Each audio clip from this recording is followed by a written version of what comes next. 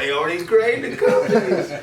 But on here, they just doing regulations, straight testing. They just saying who qualify, who don't. So yeah, we take this information. So at the end of the day, the goal is to help the patients, right? That's what it's about. Getting people off the pharmaceutical opioid epidemic. You got a lot of professional athletes who are speaking out about this now, which is dope. Right. I think more is going to be speaking out, and I think in the next 2-3 years. Steven Jackson and Al Harrington, Steven Jackson, Al Harrington, but Steven Jackson and Matt Barnes, they got a whole podcast. Yeah, all the smoke. All the smoke. Yeah. Yeah, they're pretty dope, man. I like listening to them. But I think like I said, the next 2, 3, 4, 5 years max, I think it'll be good for athletes to use marijuana, probably like a certain amount, right? Or it might just be like, y'all can only use CBD, a little THC, something like that. They should be able to use it because it's helping. But yeah, so on the side of helping out the patient, right? Then we go back to the businesses. So a lot of these businesses, like right now, a lot of the businesses are. So there's businesses that are not meeting the regulations, that have kind of snuck into the industry, and they're just doing their thing, and you can randomly hear about them getting shut down. Businesses that were there, now they're gone because they just wasn't following regulations. And then that contributed to the whole vaping epidemic as well, when everybody was getting sick and dying, because you got people just cooking up their own stuff and selling it, repackaging it, making it look professional, but they not, you don't know what's in their product. Exactly. You have a lot of companies that's cutting their oil with water and other different chemicals, obviously it was detrimental to some people.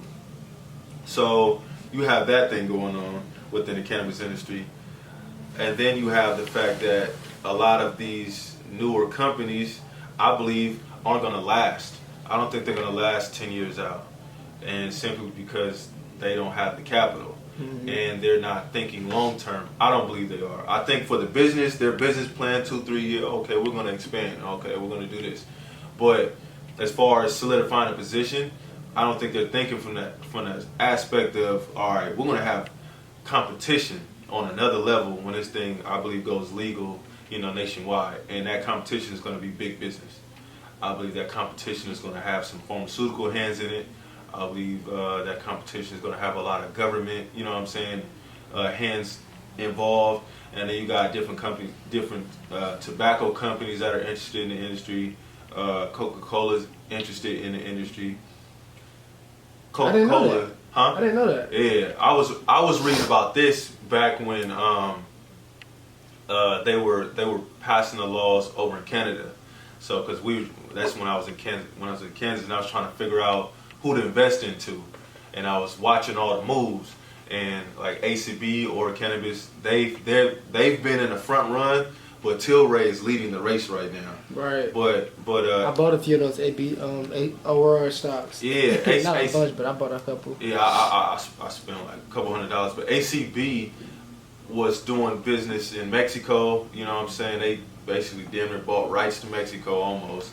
And they was doing business in Germany. Nobody else was reaching out that far yet, not even Tilray. Mm-hmm. So that's why I bought ACB. But I was also hearing about tobacco companies and Coca-Cola being interested as well. Mm-hmm. Now, when you go to these two companies right here, we don't need to talk about tobacco. That's evident what they're selling. Cancer. At the end of the day, we see the commercials all day. Mm-hmm. Coca-Cola is another company that you don't know what the hell is in their product. But you know that it takes rust off metal. Mm-hmm. You know what I'm saying? That how healthy could that be for somebody, right? So we got two companies off bat who aren't trustworthy. Mm-hmm. You know what I'm saying? So if they're going to be in the industry, I have to ask, you know what I'm saying, and consider the facts of what's their track record. Okay, they want to be in the industry.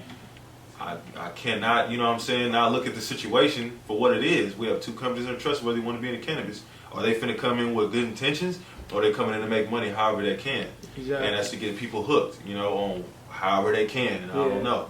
So you got these companies right here coming to different areas, and for the people who was in the game, or you know what I'm saying, has some money, make the right decisions, and are happy to be in cannabis now legally, more power to them for now. Well, when these companies come in, they come in with billions of dollars. So while your little shop and store is looking real nice until these people create a mall for cannabis, you know what I'm saying? And then you have this no competition. Yeah, bounce back, got that bounce back. Yeah, we got that bounce, retract. Gotta find my mind, homie, where you at?